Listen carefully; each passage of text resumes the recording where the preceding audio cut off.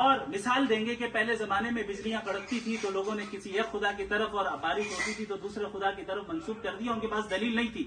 یہ ہمارا world view ہے ہی نہیں، یہ ہمارا ورلڈ ویو ہے ہی نہیں، کیونکہ نیچرل فینومینا کے پروسیس کی انٹرپریٹیشن کو جان لینے سے یہ کہاں سے ثابت ہو گیا کہ گاڈ ایگزسٹ نہیں کرتا ہے. اس پر میں انشاءاللہ ابھی آگے بات کروں گا.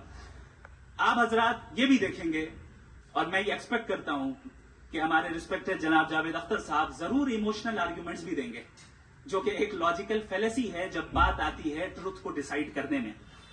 کیوں؟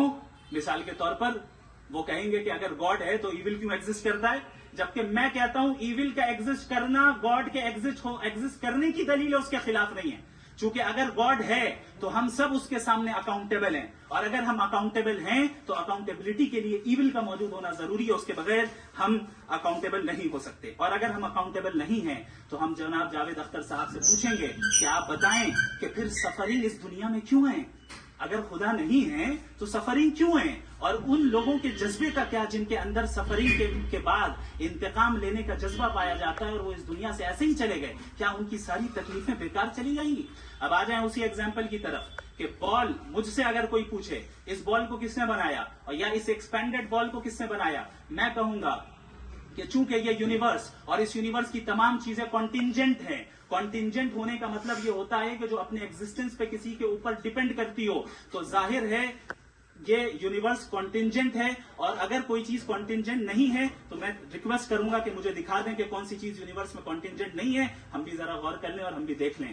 اور جب کانٹینجنٹ چیزیں موجود ہیں تو فلاسفرز کی اصطلاح کے مطابق، اس ٹرمینالوجی کے مطابق، ہم اس جگہ تک پہنچتے ہیں اور اس ہستی تک پہنچتے ہیں جسے نیسیسری بینگ کہا جاتا ہے. کہ یہ وہ نیسیسری بینگ ہے جس کا موجود نہ ہونا ناممکن ہو. چونکہ اگر یہ موجود نہ ہو تو ساری چیزیں ایگزسٹنس میں آئیں گی ہی نہیں، اور یہ ساری کانٹینجنٹ چیزیں اسی کے اوپر ڈیپینڈ کرتی ہیں. اب اگر آپ یہ سوال کرتے ہیں کہ پھر اس ہستی کو کس نے بنایا، پھر اس کا کاز کیا ہے، پھر اس کا کاز کیا ہے، پھر اس کا کاز کیا ہے، اور اینڈلیسلی چلے جائیں، اسے ہم کہتے ہیں انفینٹ ریگریس آف کازز، جو کہ لاجیکل فیلیسی ہے.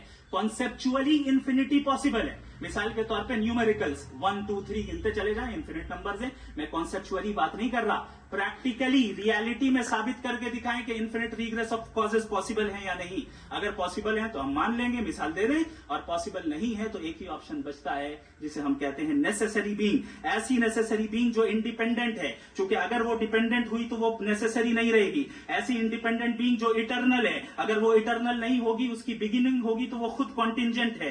ایسی بینگ جو پاورفل ہے، کیونکہ کانٹینجنٹ کو ایکچوالائز کرنے کے لیے پاور چاہیے. ایسی بینگ جو انٹیلیجنٹ ہے اور نالجبل ہے، کیونکہ یہ یونیورس اسپیسیفک فارم اور اسپیسیفک لاز آف نیچر کے تحت پریسائزلی چل رہا ہے.